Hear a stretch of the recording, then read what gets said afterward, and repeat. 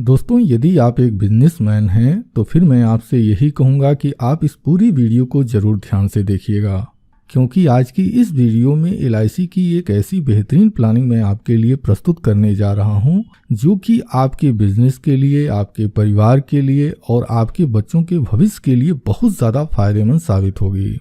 एक इंसान अपने जीवन में जो भी कार्य करता है वह अपने व्यवसाय से होने वाली आय के आधार पर ही करता है। यदि आप बैंक में सेविंग करना चाहते हैं, यदि आप म्यूचुअल फंड में निवेश करना चाहते हैं, यदि आप कोई प्रॉपर्टी खरीदना चाहते हैं, यदि आप अपने बच्चों को पढ़ाना चाहते हैं, यदि आप अपने बिटिया की शादी के लिए प्रबंध करना चाहते हैं, तो यह सारी चीज़ें आपके व्यवसाय और उस व्यवसाय से होने वाली आय के ऊपर ही निर्भर करता है। और एलआईसी की यह जो बिजनेस प्रोटेक्शन प्लानिंग है, यह आपके बिजनेस की सुरक्षा के लिए बहुत ज़्यादा फायदेमंद साबित होगी। तो आइए अब हम समझते हैं कि एलआईसी की यह जो बिजनेस प्रोटेक्शन प्लानिंग है, इससे क्या लाभ होता है। दोस्तों, एलआईसी की यह जो बिजनेस प्रोटेक्शन प्लानिंग है, दो तरह का लाभ प्रदान करती है। पहला लाभ यह है कि यह आपकी जीवन काल में बीमा सुरक्षा देती है, और दूसरा लाभ यह है कि एलआईसी को यह पता है जब एक बिजनेसमैन बुजुर्ग हो जाता है, जब वह अपनी जॉब से रिटायर हो जाता है, तो उसको बुढ़ापे में कोई भी पेंशन का साधन उपलब्ध नहीं होता है। तो एलआईसी की यह जो प्लानिंग है आपके बुढ़ापे के लिए एक फंड का निर्माण करती है। यह फंड इकट्ठा रूप में आपको वापस कर दिया जाता है। आप इस फंड का उपयोग पेंशन के लिए कर सकते हैं। दोस्तों, एलआईसी के इस प्लानिंग को समझने के लिए सबसे पहले हमें बिजनेस को समझना जरूरी है। हालांकि मैं जानता हूं जब आप बिजनेसमैन हैं तो यकीनन मुझसे कहीं ज़्यादा आपको बिजनेस की जानकारी होगी। मैं आपके बिजनेस के विषय में जानकारी नहीं देने जा रहा हूं। आपके बिजनेस में जो फंड यूज होते हैं, पैसे की जो भूमिका होती है, मैं उस पर जिक्र करने जा रहा हूं। किसी भी बिजनेस को करने के लिए 3 तरह के फंड की आवश्यकता होती है। पहला फंड, यदि आप एक दुकानदार हैं तो यकीनन आप अपने दुकान में कुछ प्रोडक्ट रखते होंगे। जैसे मान लीजिए यदि आपका एक जनरल स्टोर है तो आपके जनरल स्टोर की दुकान में तमाम तरह के जनरल स्टोर से संबंधित प्रोडक्ट पड़े हुए होते हैं। अब यह जो भी प्रोडक्ट पड़े हुए होते हैं, यह एक फंड के रूप में होता है। जब आप इसको बेचते हैं तब इससे आपको इनकम मिलती है, आपकी कमाई होती है। दूसरा फंड आपके ग्राहकों के बीच में आपके द्वारा दिया गया उधार रुपए के रूप में होता है। मुझे यकीन है कि हर बिजनेस में कुछ न कुछ उधारी का धंधा होता ही होता है। तो यकीनन आपके पास भी कुछ ऐसे ग्राहक जरूर होंगे जो आपसे सामान खरीद कर लेकर जाते होंगे, लेकिन पैसे का भुगतान कुछ दिनों के बाद या 1 महीने के बाद जब उनको पेमेंट मिलता है तब वो करते हैं। इसके बाद आपका बिजनेस प्रभावित न हो, इसके लिए आपके गल्ले में या फिर आपके सेफ में कुछ न कुछ पैसे जरूर पड़े हुए होते हैं। यानी कि किसी भी बिजनेस को सुचारू रूप से चलाने के लिए यह 3 तरह के फंड की आवश्यकता होती है, और आपको इन तीनों ही तरह के फंड को मेंटेन करना बहुत ज़्यादा जरूरी हो जाता है। अब दोस्तों, किसी भी बिजनेस को करते समय यदि बिजनेसमैन के साथ कोई कैजुअलिटी हो जाती है, उदाहरण के तौर पर हम यह मान लेते हैं कि यदि बिजनेसमैन किसी दुर्घटना का शिकार हो जाता है तो इसका बहुत बुरा प्रभाव आपके बिजनेस पर पड़ता है। सबसे पहला जो तात्कालिक प्रभाव कहा जाए वह यह हो सकता है, सपोज दैट मान लीजिए कोई बिजनेसमैन है, उसका एक्सीडेंट हो गया, तो उसके जो परिवार के सदस्य होंगे, उसके हित मित्र होंगे, वह उसको हॉस्पिटल में एडमिट कराते हैं। अब एडमिट कराने के दौरान ही तत्काल देखिए, हर व्यक्ति अपने भविष्य को सुरक्षित करने के लिए कुछ पैसे बैंक में, पोस्ट ऑफिस में और दूसरे जगह पर सेव करता रहता है। लेकिन कुछ पैसे तो ऐसे होते हैं जिसको कि तत्काल कैश किया जा सकता है, कुछ पैसे ऐसे होते हैं कि जिसको तत्काल कैश नहीं किया जा सकता, जैसे में सेविंग अकाउंट। आज की डेट में तो तमाम माध्यम हैं, आप एटीएम के थ्रू, इंटरनेट बैंकिंग के थ्रू आप पैसे को तत्काल कैश कर सकते हैं।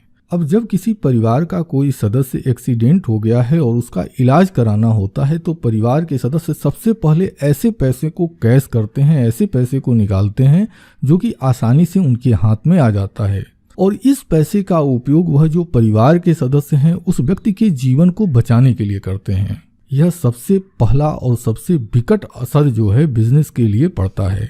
दूसरा जो होता है वह होता है लॉन्ग टर्म इफेक्ट। हर व्यक्ति अपनी किसी न किसी जरूरत को पूरा करने के लिए सेविंग करता है। जैसे मान लीजिए कि आपने म्यूचुअल फंड में निवेश किया है या फिर प्रॉपर्टी में आपने निवेश किया है। आप सोचते हैं कि जब हमारी बिटिया बड़ी हो जाएगी तो यह म्यूचुअल फंड या जो प्रॉपर्टी है हम इसको सेल कर देंगे और इससे जो हमको बेनिफिट होगा उसके जरिए हम अपनी बिटिया की शादी कर देंगे या फिर हम अपने बच्चे के लिए एक नया बिजनेस शुरू कर देंगे। लेकिन यदि परिवार का मुखिया उस परिवार के साथ नहीं होता और उस परिवार के सामने कोई विकट परिवेश आ जाते हैं, ऐसी कंडीशन में इस तरह के जो म्यूचुअल फंड होते हैं, प्रॉपर्टी होती है, गहने होते हैं, फिक्स डिपॉजिट होते हैं, बहुत अधिक संभावना होती है कि परिवार के जो दूसरे सदस्य हों वह इस अपनी जरूरत को पूरा करने के लिए आपकी इस सेविंग को तोड़कर उपयोग कर लेते हैं। अब यदि परिवार के सदस्य इस तरह का कार्य करते हैं तो वह अपनी तात्कालिक जरूरत को तो पूरा कर लेते हैं, लेकिन भविष्य में जो बड़ी जरूरतें हैं जिसके लिए कि आपने सेविंग किया हुआ था, सेविंग की शुरुआत की थी, उस समय उनको काफी समस्याओं का सामना करना पड़ता है। अब दोस्तों, तीसरा और सबसे महत्वपूर्ण जो असर होता है वह आपके बिजनेस पर होता है। अब देखिए, जब आप अपने बिजनेस को कर रहे होते हैं तो आपके दुकान से तमाम लोग उधार पर सामान लेकर जाते हैं, लेकिन जब उनको यह पता चलता है कि दुकानदार की डेथ हो गई है तो ऐसी कंडीशन में वह लोग विभिन्न तरह के बहाने बनाकर, जैसे में कि हमने उनसे उधार लिया ही नहीं था या हमने लिया तो था उनको पैसा दे दिया था, ऐसा कुछ बहाना बनाकर अधिकतम लोग वह जो देनदारी है उससे अपने आप को बचाने की कोशिश करते हैं। अच्छा, दूसरा बहुत बुरा असर पड़ता है और वह यह होता है कि देखिए, जब आप किसी बिजनेस को कर रहे होते हैं तो आप भी बड़े महाजन के यहाँ से जाकर आप कुछ न कुछ अपनी दुकान का सामान लेकर आते हैं और वह इस शर्त पर लेकर आते हैं कि हफ्ता दिन, महीना दिन के अंदर आप उस सामान की बिक्री कर देंगे और बिक्री करने के बाद जो पैसे आपको मिलेंगे इससे आप महाजन के कर्जे को चुका देंगे। अब देखिए, सबसे पहला तो नुकसान यह हुआ कि जो लोग आपको उधार देने वाले थे उन्होंने मना कर दिया या बहाना बना दिया। दूसरा चीज, जो महाजन है वह आपके व्यवसाय का जो भी उत्तराधिकारी होगा उस पर यह दबाव बनाएगा कि उसकी जो उधारी है या तो आपके बिजनेस का जो वारिस है वह उस पैसे को वापस करे या फिर जो सामान आपने महाजन के यहाँ से लेकर आप आए हुए थे उस सामान को वह वापस ले जाने की डिमांड करेगा। तो यह जो कंडीशन होती है किसी भी बिजनेस के लिए बहुत ही बुरी होती है। तो दोस्तों, मेरी LIC को आपकी इस तरह की समस्याओं की पूरी जानकारी थी और इसी जानकारी को ध्यान में रखते हुए LIC ने बिजनेस प्रोटेक्शन प्लान लॉन्च किया। अब यह प्लान क्या कहता है, आइए हम इसको एक एग्जाम्पल से समझते हैं। तो एग्जाम्पल के लिए हम मान लेते हैं कि आपका जो बिजनेस है, आपके बिजनेस की वैल्यू 40 लाख रुपए है और आपकी एज 30 साल है और सपोज दैट कि आज की डेट में आप यह मानकर चल रहे हैं कि हम 60 साल की एज में रिटायर हो जाएंगे। तो ऐसी कंडीशन में आप यह जो पॉलिसी है वह 30 साल के टर्म के लिए आप इस पॉलिसी को लेंगे। और कमाल की बात मैं आपको बताऊं, यदि आपके बिजनेस की वैल्यू 40 लाख रुपए है और आप इस प्लान को लेते हैं तो इसके लिए केवल और केवल डेली का 369 रुपए आपको जमा करना होगा। अब यदि आप इस प्लान में 369 रुपए रोज के जमा करते हैं तो इससे आपको क्या लाभ होगा, आइए अब इसको समझते हैं। तो LIC की पॉलिसी में जो सबसे पहला लाभ होता है वह होता है रिस्क कवर का। अब जैसे मान लीजिए आपने 30 वर्ष की एज में आपने इस पॉलिसी को ले लिया और पहले वर्ष में अगर डेथ क्लेम आ जाता है तो पहले साल में यह जो पॉलिसी है इस पॉलिसी से 66,80,000 रुपए का पेमेंट मेरी LIC तत्काल कर देगी। दूसरे साल में आपकी अवस्था 32 वर्ष हो जाएगी, तो 32वें वर्ष की अवस्था में अगर कोई कैजुअलिटी होती है यानी दूसरे साल अगर कोई कैजुअलिटी आती है तब इस पॉलिसी का रिस्क कवर 68,60,000 रुपए हो जाता है। इसी तरह से 33 वर्ष की अवस्था में 70,40,000 रुपए और 34 वर्ष की अवस्था में 72,20,000 रुपए तक का रिस्क कवर बढ़ जाता है। यानी जैसे जैसे आपकी उम्र बढ़ती जाएगी, पॉलिसी की अवधि बढ़ती जाएगी, वैसे वैसे यह आपका जो जोखिम कवर है वह भी बढ़ता जाएगा। LIC को यह भी पता है कि हमारे बिजनेसमैन को समय समय पर पैसों की आवश्यकता पड़ती है, तो LIC ने इसमें यह भी व्यवस्था बनाया है कि आप अपनी इस पॉलिसी के ऊपर ही जब भी कभी आपको जरूरत समझ में आती है आप लोन के लिए अप्लाई कर सकते हैं और आप इस पॉलिसी से लोन ले सकते हैं। अब दोस्तों, यह जो जोखिम कवर हो रहा है यानी कि यह जो रिस्क कवर आपको मिल रहा है, ईश्वर न करे कल की डेट में अगर आपके साथ कोई कैजुअलिटी होती है और सपोज दैट कि आपके जो नॉमिनी है उसको यह पैसे मिल जाते हैं, तो आप खुद सोच कर देखिए वह बड़ी ही आसानी से, सपोज दैट इलाज के दौरान अगर परिवार के सदस्यों ने किसी से कुछ कर्ज लिया है उस कर्ज को भी आसानी से वह चुका सकते हैं। इसके बाद महाजन के पैसे को वापस कर सकते हैं और तो और इस पैसे के कुछ हिस्से को आपके बिजनेस में भी इन्वेस्ट करके और मजबूती ढंग से इस बिजनेस को आगे बढ़ा सकते हैं।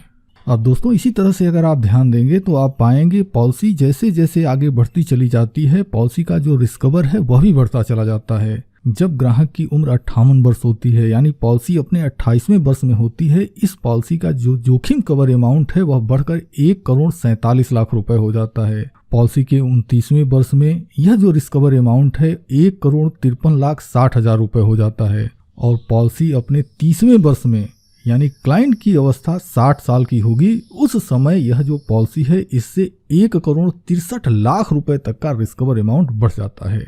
अब जब पॉलिसी 30 वर्ष कंप्लीट कर लेती है और ग्राहक की उम्र 60 साल कंप्लीट हो जाती है, तब यह पॉलिसी मैच्योर हो जाती है और पॉलिसी की मैच्योरिटी पर लगभग 1,38,00,000 रुपए का पेमेंट आपको मिल जाता है। आप इस पैसे का उपयोग, अगर आपको जरूरत समझ में आती है आप इस पूरे पैसे को ले लीजिए, और अगर जरूरत समझ में नहीं आती है तो इस पैसे को आप अपने रिटायरमेंट फंड के रूप में उपयोग कर सकते हैं। यदि आप चाहें तो आप LIC के ही पेंशन प्लान में इसको कन्वर्ट कर सकते हैं। हाँ, यह अलग बात है कि यह जो पैसे हैं जब आप इसको कन्वर्ट करेंगे उसी समय यह निर्धारित होगा कि यह जो पैसे आप कन्वर्ट कर रहे हैं इससे आपको कितना पेंशन मिलेगा, यह उसी समय डिसाइड होगा। तो दोस्तों मुझे पूरा भरोसा है कि यह जो प्लानिंग है आपको पसंद आ रही होगी, तो फिर देरी किस बात की है।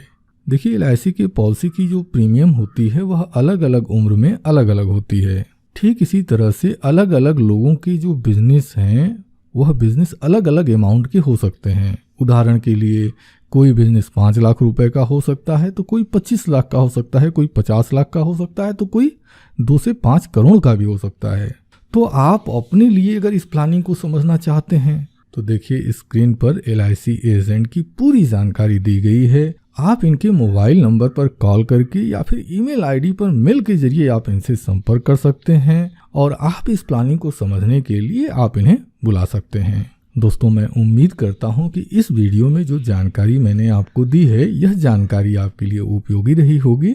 तो दोस्तों इसी शुभकामना के साथ कि आप और आपका पूरा परिवार खुशहाल हो, स्वस्थ हो और आपका आर्थिक भविष्य समृद्ध होता रहे, इसी शुभकामना के साथ मैं अपनी इस वीडियो को समाप्त करता हूं। आपने अपना कीमती समय हमें दिया है, इसके लिए मैं आपका दिल से आभारी हूं। धन्यवाद। Thank you very much.